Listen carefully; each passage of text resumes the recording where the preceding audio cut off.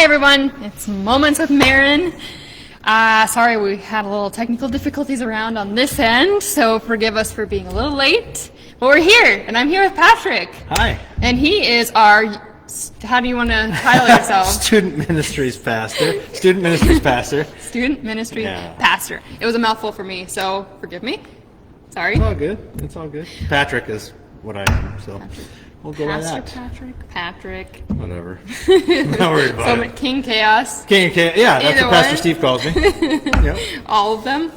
So we're here today, and we're going to kick it off with a game, because youth ministry we're going to be talking about. So, hello, games. Games, So yeah, that's what we do. What are we going to play today, Patrick? So this is called Tiny Pong, and what it is you get to play ping pong against yourself, Oh, man. but to see how high a score you can get, but we'll play it against each other as well. So you take your little ping pong ball, and you press this little yellow button down. That activates the game. Our current record is 7-0. 7-0. So we're doing good so far. So we put the little ping pong ball on that little hole, Yep. and then when we're ready, we'll go 1, 2, 3, and you pull the trigger, and you have to bounce each side, and then it'll tell you how many you get at the end. Okay? I haven't practiced this beforehand, guys, so don't laugh at me when I make a fool of And myself. I haven't either. I put it together and bounced it once. That's why I said So- 7. Right. Well, Yeah, that was just I'm kidding. practice from Marin because I can't get beat. No, I'm just kidding. I'm not that competitive. Anyway, 1, 2, 3, go. Can I start over? Sure. I only got 3. Oh, man. Score 5. I cheated, though. He won. Okay. And how do you stop? So, Well, it stops by itself. Once you once I tells lost? you your score, yeah, then you have to reset it and go through this whole process. And oh, man. So- I was doing good after. Man. not the pressure of the game and an actual score, right? Right. Right. Well, we're going to start off with, but then now we're going to go into diving into getting to know you. Where'd you come from? When did you start youth ministry? How did that passion start? And how did you get plugged into the Open Door Youth Ministry? Okay, so where did I come from? I was born and raised in Wilmer, and have been there my entire life, all 100 years of it, and got married. Actually, my wife and I just celebrated 28 years last Saturday. Yeah, Congratulations. so congratulations to Lori for putting up with me that long, right? And so we're excited for that. We've got now 4 children. We had 2 biological children, Emma, who is our youngest, and Brandon, oldest, and their spouses. Emma's husband is Joel, and Brandon is married to Annie, and they're not too close, but not too far. Yeah. So not across the world, thankfully. Yeah. And they've been married just over a year. So it's super fun to have them and be involved with that. And as far as plugging into the Open Door, we came a little over 3 years ago and plugged in actually right before we went to Decision Hills. Plugged in a few times here at North 40 where we're at. Ironically, we do student ministries here now. That we got to experience church here a few times before Pastor Steve and I had a conversation about joining the team. So I joined the team a little over, right around 3 years ago right now. So that was kind of a little bit of a leap of faith. Worked in missions before that with Youth for Christ, and then did some corporate stuff before that, and God really called me out of that to work with students. I really found that my passion is with students, people, but moreover students, and working with middle school and high school students has been a passion for a long time. Volunteered before I got into Youth for Christ missions work.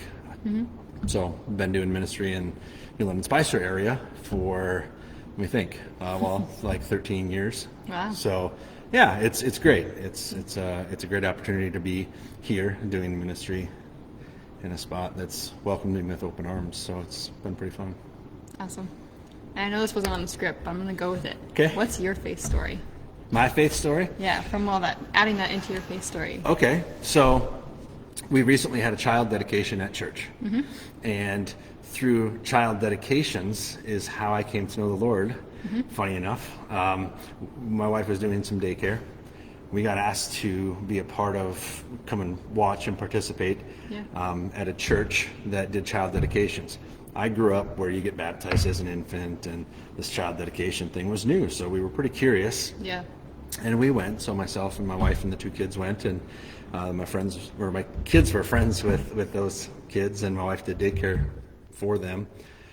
At that time, the worship leader happened to be my brother-in-law, and he just, not knowing where we were at fully, and what he did was say, if there's anybody else that wants to dedicate their life to the Lord, just like these children, and like you guys have said, to dedicate, helping raise them, here's a little salvation prayer. If that's you, come and see me after the service. And man, from head to toe, goosebumps, Holy Spirit just came down on me, and in a way that I'd never felt before. And so kind of from that point forward was just this, as most of us know, it's a mountaintop high when you experience the Holy Spirit come awake within you. And so for me, that's kind of the pinnacle of being born again, as we would call it. So that's cool how God's always kind of coordinated children ministry within your story. Yeah, it is, and that's what it's been for me, and I've had lots of years of coaching and all that sort of stuff too, so it's always been about that. So And side note, this isn't always scripted. I usually give them questions beforehand so that we're all kind of prepared, so that's what I meant by that. But anyway, that's good. Going back to the one of the questions I wanted to ask you is, what is one of the craziest stories within youth ministry that you have? That doesn't involve a hospital, right? Because I've had those. So with students that I just met. We've had some where we've taken kids back from camp because of reasons. Some of the craziest stories tend to be focused around games, believe it or not, and how it really breaks students down. There was a young man named Richard that that we did ministry together with, and we were at a camp, actually, a little weekend retreat down in Iowa, and I put Richard up there as the game because it was called What's in a Blender. So if you hear that, just be cautious with me. But What's in a Blender? And the students had to answer questions, and they would, if they got it right, they would dump something good in the blender, like carrots or pudding or some diced chicken, which might sound really gross to you guys, but it's not too bad considering when you got answers wrong. It was pickled pig's feet or maybe sardines in hot sauce. Yeah. And as they're mixing it up, a bunch of different things together, they press pause and like, wait a minute, and they pull out a jalapeno pepper that was about this big, put it in there, seeds and all, and continued to blend it. And I'm like, oh, Richard's got this. He'll win this, no problem. And there's kids from Iowa and Nebraska. Man, I got all the faith in Richard. He's going to win this. He's going to win a band T-shirt and a, Youth for Christ sweatshirt at that time. And so it was no worries. They get done blending it. They pour it up, and they're like, 1, 2, wait. Whoever invited you, whoever your leader is, tell them to come on up. So Richard calls me up, and I come up, and I'm like, I get to cheer him on. I'm so excited. I'm like, come on, Richard, you can do it. Well, turns out they go, hand the cup to your leader. I'm like, oh, we have to go like this and make them drink it. What? No big deal. Richard and I have done a lot of games together. Man, we can do that. Turns out I got to drink that smoothie. Yum. So, needless to say, I didn't bring Tums with, so it was a late night. But it was great. It was a lot of fun to do that. Yeah. And then, so that's the game side of things that breaks things down. And then Richard accepts Jesus at this retreat that we went to. And we've had moments like that within our youth group, that there's been students that have been up by the crosses that have just held hands pre-COVID and have actually just prayed for their friends. Prayed for each other, and really students coming to know the Lord. And we have a lot of that happening with some older students because of our small group model that we do, large group and small group. So those are just a couple of great stories, and it's not just about the silly games and all that, but it's about if we can play with kids, they allow us to pray with them. And so that's a philosophy that I run pretty hard with, and know that if we can goof around with kids, they'll also give me an opportunity to be serious and take that step. So Yeah, that's awesome. Thanks. And okay, so going back to COVID, yeah. how does this year look for youth ministry now that you have all those regulations to kind of keep track of? Well, masks, lots of, so now that we've played this game, we're sanitizing all of this before a student were to play it. The ping pong ball and everything, so it's a lot of sanitizing that we get to do. Gotcha. There's the mask mandate out there that students are coming in with their masks, and leaders are wearing their masks, and so we're not a lot different than really anywhere else. We're really heightened to make sure that we are social distancing, physical distancing as best we can. With the tables that we have are large enough where we can get enough kids around, and we do break bread every week. We do a meal, actually kindergarten through 12th grade. And so our students sit around with their small group pastors, I call them, small group leaders, and have an opportunity to break bread and do life together and eat. And it just starts to break down, and conversations change once you start eating food, and they go down paths that start to open up doors so our leaders can know better when they get in a small group. Right. Where's the student at this week? So we've had to do some catering of food, and yes, we're taking donations if you want to give towards that, because that's expensive versus parents would bring the food last year. This year we've partnered and got to go that direction, but we've got a great church, and they haven't said, let's not do the food piece. Let's figure out how to do this food piece differently. Let's figure out how to do ministry differently. So we've opened back up, and we're running strong, and we've got a big enough building to spread out. We've had to move our 5th and 6th grade, which we had here last year. We've moved them away from the North 40 campus and moved them back to Decision Hills, where they have their own building. Okay. And like Cindy, I think, talked about the 4th graders having their own building. And so we've really worked at spreading things out. And so that's just something that we get to do, and we're okay with it. It's working out great. So thanks. Great. And so you talked about the breaking of bread, eating together. That's one of the pieces of the schedule. What's the rest of the night look like? So thanks for asking. So when students come in, we have an online check-in system for safety for them. Cool. And for us, a little bit of tracking, but more so for them, for the parents to know that, yeah, Marin actually made it to youth group, and if she didn't come home, then we can, help. Yep, she checked in at this time, and so on and so forth, or whatever were to happen, or was that student here? Because we've run into that before. So unfortunately, that's some of the security and heads up that we have to have, and that certain parents aren't supposed to pick kids up, and unfortunately, that's what happens.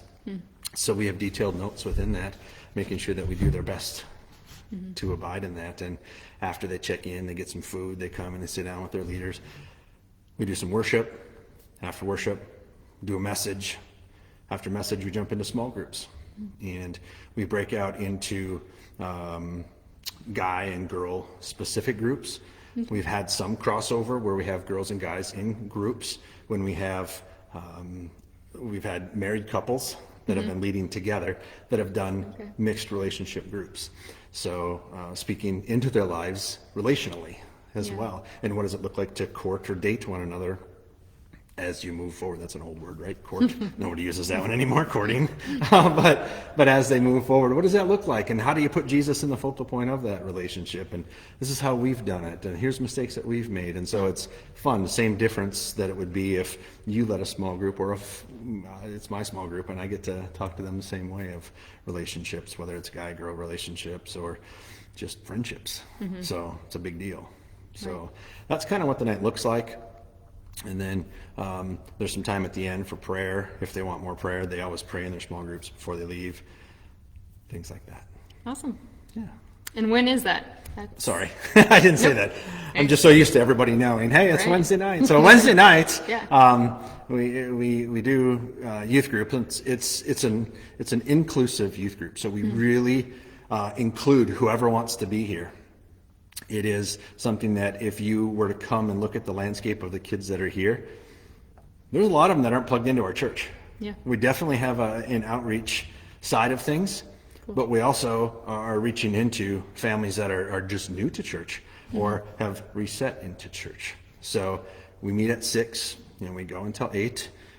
Some leaders go a little bit longer than that, Yeah. and that's okay because they're usually the older kids and they, drive, but they just love doing life together, and it's super fun to see. So Wednesdays from 6 to 8 is what we do.